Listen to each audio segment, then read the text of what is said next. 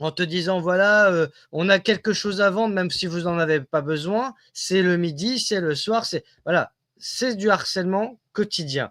Et donc, forcément, à force, comme disait Coluche, il suffirait que les gens arrêtent de les acheter pour que ça se vende plus. Et il disait Eh ça en oui, 1979. Donc, c'est pas eh oui. d'hier.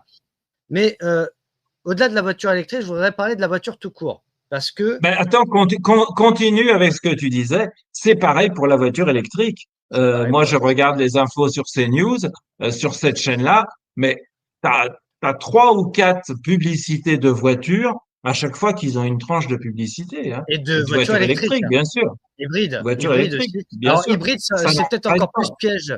L'hybride est peut-être encore plus piège parce qu'on te dit, bah, Oui, tu as un peu d'essence et tu as un peu d'électrique. Tu as un peu du en même temps. En fait, la voiture hybride, c'est la voiture macroniste par excellence. c'est ce que j'allais te dire. C'est la voiture Macron. Voilà, un petit coup à gauche, un petit coup à droite. Voilà, t'as plus d'essence, bah charge-le si t'as plus de chargeur.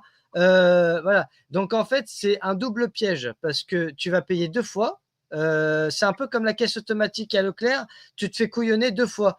Tu remplaces une caissière, donc tu bosses à sa place et en plus tu participes au chômage de masse. Et en même temps, tu vas payer tes courses que Ah, toi-même, c'est l'auto-attestation payante, quoi. C'est grosso modo, c'est ça. oui. Donc si à un moment les gens comprennent pas, bah, on peut, ouais, voilà, on peut rien faire, voilà. Et c'est pas le 10 septembre qui a changé quoi que ce soit parce que payer en espèces, c'est un truc qui devrait être, voilà. Et ce qui est assez intéressant sur la voiture, en général, je voudrais qu'on en parle aussi parce que ça, c'est une escroquerie écologique, politique et intellectuelle, c'est la déblue.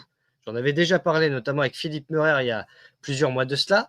Pour tous ceux qui ont une bagnole diesel, comme c'est mon cas, et d'ailleurs, je vais changer de voiture pour prendre une essence parce que dès que j'ai découvert cette mascarade, j'étais hors de moi et je me suis renseigné auprès de beaucoup de garagistes et c'est là que je me suis rendu compte à quel point on se foutait de nous depuis 2014 minimum, parce que ça vient de l'Union européenne. Merci l'Europe, hein, la prospérité, la paix et mon cul sur la commode, encore une fois, c'est que depuis 2014, au moins, les députés européens ont voté en catimini, quasiment personne n'est au courant, sauf quand on est concerné par le problème, quelque chose qui est l'AdBlue, c'est-à-dire que c'est une forme de filtre à particules qui est dans votre voiture diesel et qui concerne aujourd'hui toutes les marques. À une époque, ça concernait certaines marques. Aujourd'hui, que vous ayez une Mercedes, une Volkswagen, une Citroën, une Renault, une Peugeot, etc., vous avez ce truc, en plus du carburant classique.